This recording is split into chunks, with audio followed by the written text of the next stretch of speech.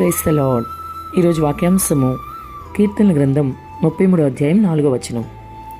యెహోవా వాక్యము యథార్థమైనది, ఆయన చేయనిదంతయు నమ్మకమైనది. ఆమేన్, హల్లెలూయా.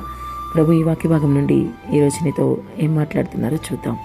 మనందరితో ప్రభు ఏం మాట్లాడతారు అనేది చూద్దాం. ఆయన వాక్యము యథార్థమైనది, ఆయన చేయనిదంతయు నమ్మకమైనది అని కీర్తనకారుడు ఎంతో వివరంగా తెలియజేస్తున్నాడు. క్రైస్తవుడైన నీవు యథార్థత ఇంకా నమ్మకత్వం కలిగి ఉండాలని నీకు తెలుసా ప్రియ సహోదరి సహోదరుడా? అయితే యథార్థత నమ్మకం రెండు కూడా ప్రభు నీ నుండి కోరుకుంటున్నాడు. యథార్థవంతుల మీదే ఆయన కనుదృష్టి ఉంటుంది. మరి నీవు యథార్థవంతుడివా కాదా అనేది ఈరోజు ఒక్కసారి నువ్వు పరిశీలన చేసుకో.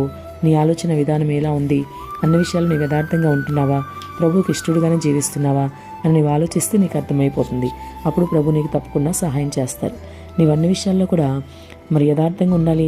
ప్రభువుని పూర్తిగా నమ్మగలిగిన స్థాయిలో నీవు ఉండాలి. ఏదో అపనమ్మకంతో అవిశ్వాసంతో నీవు జీవిస్తే ప్రభు నీకు ఎంత మాత్రమూ సహాయం చేయలేరు. అంతేకాదు ఆయన వాక్యం యథార్థమైంది కాబట్టి అనుదినం నీవు వాక్యం చదవడము, వాక్యము ధ్యానించడము చేయగలగాలి. ఎందుకంటే వాక్యం అంటే దేవుడే కదా.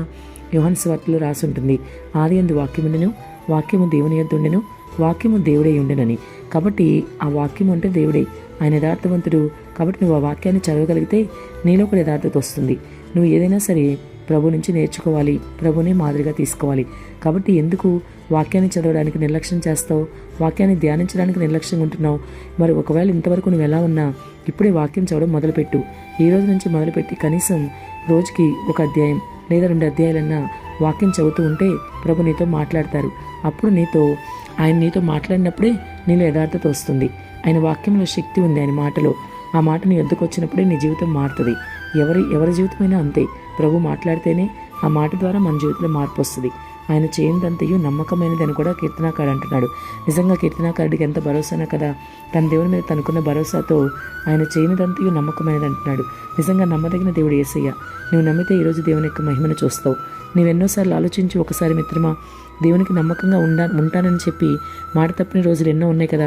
ఎంతో ఎందుకు ఈరోజు ఈ వాక్యం వింటున్న నువ్వు ఈరోజు కూడా మాట తప్పు ఉండొచ్చు. ప్రతిరోజు ప్రార్థించుకుంటానని, లేదా ప్రతిరోజు వాక్యం ధ్యానిస్తానని, ప్రతిరోజు ఆయన పని చేస్తానని, ఇలా ఎన్నో మాటలు నువ్వు దేవుడికి ఇచ్చుండొచ్చు. కానీ నువ్వు ఎంతవరకు నమ్మకంగా ఉన్నావు ఆయనకి? ఏ విషయంలోనూ నువ్వు నమ్మదగిన వాడు కాదు. కానీ ప్రభు మాత్రం నీ పట్ల ఎప్పుడు కూడా నమ్మదగిన వాడుగానే ఉన్నాడు. అందుకే నువ్వు ఈరోజు ఇలా సజీవు లెక్కలో ఉన్నావు. ఆ విషయం నీకు అర్థమవుతుంది కదా. కాబట్టి నమ్మదగిన దేవుడిని నువ్వు కలిగి ఉన్నావు కాబట్టి నీవు కూడా ఆయనకు నమ్మకంగా ఉండు. ఏదైతే మాట ఇచ్చావో దేవుడికి ఆ విషయంలో నువ్వు నమ్మకంగా ఉండు. ప్రతిరోజు ప్రార్థన చేయి, ఆయనతో సహవాసం చేయి, ప్రతిరోజు వాక్యాన్ని చదువు, ధ్యానించు. ఒక్క అధ్యాయం చదివినా సరే దానిలో ఏముంది అని ఆ వాక్యాన్ని అనుసరించే వ్యక్తిగా నీవు ఉండు.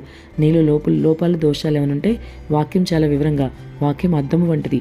అద్దంలో నువ్వు చూసుకున్నప్పుడు నీ శరీరానికి సంబంధించిన ఏదైనా లోపం ఉంటే అద్దం చూపిస్తుంది. కానీ నీ ఆత్మీయ జీవితానికి సంబంధించి ఏ లోపం ఉన్నా మరి వాక్యం అనే అద్దం నీకు తప్పకుండా చూపిస్తుంది. ఆ వాక్యం నువ్వు చదివినప్పుడు నీలో లోపాలు నీకు అర్థమవుతాయి. వెంటనే నువ్వు పశ్చాత్తాపడి కన్నీరు విడిచి దేవుని సన్నిధిలో ఆ లోపాన్ని ఒప్పుకొని విడిచిపెట్టగలగాలి. అలా విడిచిపెట్టగలిగితేనే ప్రభు నీకు సహాయం చేస్తారు. కాబట్టి ఆయన నమ్మదగిన దేవుడు, గుర్తుపెట్టుకో.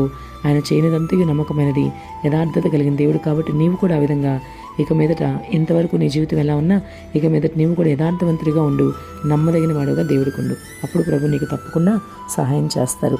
కాబట్టి వాక్యమే నీ జీవితాన్ని సరిచేస్తుంది కనుక నీవు అనుదినం వాక్యం చదివి ధ్యానించడం మొదలుపెట్టు. ఆమేన్.